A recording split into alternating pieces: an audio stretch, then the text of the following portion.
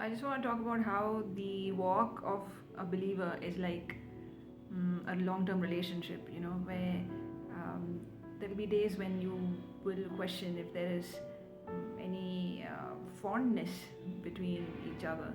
If you're in a relationship with someone, it's not going to be hunky-dory every day. But the thing about even being in an intimacy with God is that on some days we really wonder whether He's listening to us, whether He's paying attention to us at all. But on those days, just like we wouldn't badmouth our partner or our best friend with somebody else, right? And I'm not talking about cases where there is an obvious crime or some abuse happening. I'm talking about cases where there are like small proximity squabbles, and otherwise you have a solid relationship that is founded on respect and reciprocity. What I've understood is even when you're traveling with God, there will be days when it just feels like He's not listening or He's not there, right? But what I've understood is that don't be quick to slander God.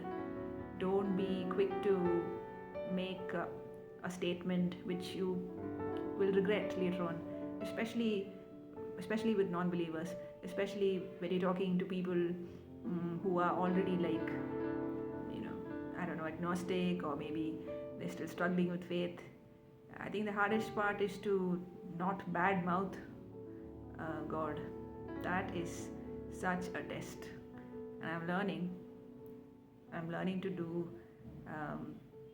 the minimal damage to my relationship with God by staying patient, by staying focused on His grace, because what He has given will always surpass what He is yet to give, right?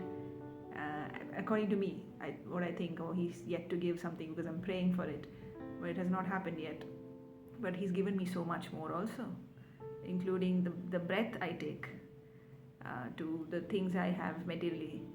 So yeah, the lesson is to not bitch about your relationship with God, or why God is not listening, or that or this with other people, right?